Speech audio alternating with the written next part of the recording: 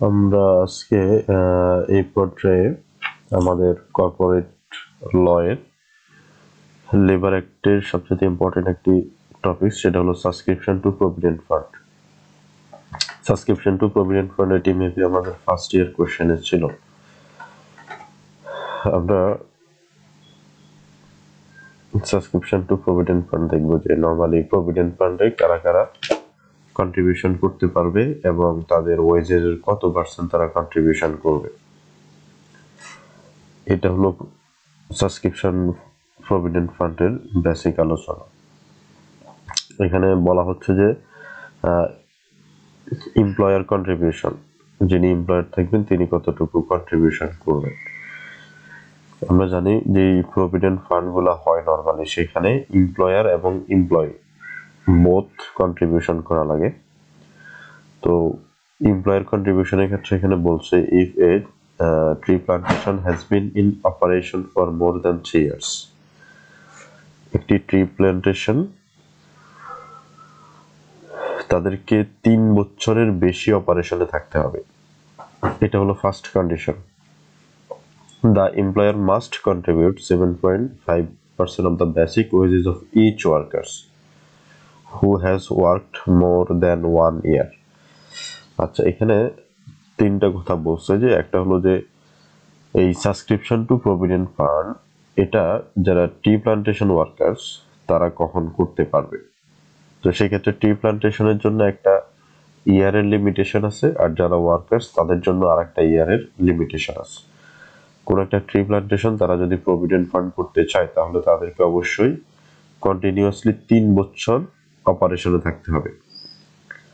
আর যারা ওয়ার্কার্স হিসেবে এই প্রভিডেন্ট ফান্ডে কন্ট্রিবিউশন করতে পারবেন বা সাবস্ক্রাইব করতে পারবেন তাদেরকে অবশ্যই 1 বছরের বেশি কাজ করতে হবে। 1 বছরের কম কাজ করে লেস দ্যান 1 ইয়ার এই ধরনের কোনো ওয়ার্কার্স তারা প্রভিডেন্ট ফান্ডে সাবস্ক্রিপশন করতে পারবে না। যখন তাদের 1 বছর ফিল আপ হয়ে যাবে দেন তারা প্রভিডেন্ট ফান্ডে সাবস্ক্রিপশন করতে পারবে।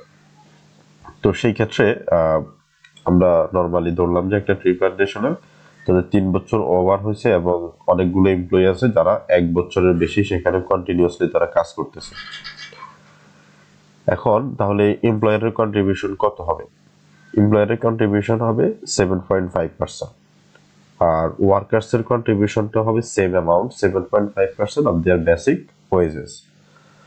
তাহলে যখন একটি ট্রি প্লান্টেশন কোম্পানি তারা 3 বছরের বেশি স্টে করতেছে, কন্টিনিউ করতেছে কনজিকিউটিভলি, এবং ওই ট্রি প্লান্টেশন কোম্পানিতে 1 বছরের বেশি কাজ করা অনেকগুলো ওয়ার্কার্স আছে, তাহলে তারা একটা প্রভিডেন্ট ফান্ড তৈরি করতে পারবে এবং সেখানে সাবস্ক্রিপশন করতে পারবে। আর তাদের কন্ট্রিবিউশনের জায়গাটা হবে এমপ্লয়ার এবং workers both 7.5% of the basic wages. তাদের যে বেসিক ওয়েজ আছে সেটার 7.5% কে তারা কন্ট্রিবিউশন করতে পারবে। দেন হলো রাউন্ডিং অফ, তাদের বেসিক যে স্যালারি ছিল সেই বেসিক স্যালারিটাকে যদি আমরা 7.5% করি তাহলে দেখা গেল যে সেখানে ফ্র্যাকশন অফ টাকা মানে দশমিকের পরে আসছে, তখন আমরা তাকে it will be rounded to the nearest whole টাকা। যেমন সাপোজ তাদের 7,000 সামথিং টাকা আসছে ফ্র্যাকশনে, সেটাকে আমরা তার কাছাকাছি যেই রাউন্ড ফিগারটা আছে সেই রাউন্ড ফিগারে কনভার্ট করে ফেলবো। দেন হলো existing higher subscription. If the existing subscription rate to the provident fund is higher than 7.5% at time this law comes into effect, the higher rate will continue to apply. এখানে বললো আমাদের এই যে লটা enforceable হওয়ার আগে বা আসার আগে এই ধরনের একটা সিচুয়েশন আছে যে ওই ট্রি প্লান্টেশন কোম্পানিতে অলরেডি প্রভিডেন্ট ফান্ড সিস্টেম আছে। ওই প্রভিডেন্ট ফান্ডে তাদের এমপ্লয়ার এবং এমপ্লয়ি তাদের যে কন্ট্রিবিউশন রেট সেটা 7.5% এর বেশি।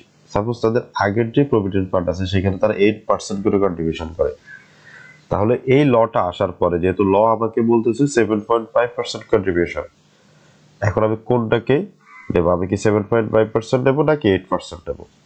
আবার এই ল বলতেছে যদি সেই রেটটা হায়ার হয় তাহলে ওই হায়ার রেটটাই কন্টিনিউ থাকবে মানে 8% করে, বাট লোয়ার হলে মেবি 7.5%ই হবে। লোয়ারটা অ্যাকসেপ্টেবল না, যদিও ল সেভাবে ইন্ডিকেশন দেয় নাই। দেন হলো investment of the fund. The total money in the provident fund, তাদের টোটাল কন্ট্রিবিউশনের যে একটা বড় ফান্ড তৈরি হবে, it will be managed and investment according to rules set by the government. গভর্নমেন্টের যে রুলস রেগুলেশন আছে সেই অনুযায়ী সেটাকে তারা ইনভেস্টমেন্ট করতে পারবে। এটা হলো আমাদের সাবস্ক্রিপশন টু দ্য প্রভিডেন্ট ফান্ডের মূল টপিকস।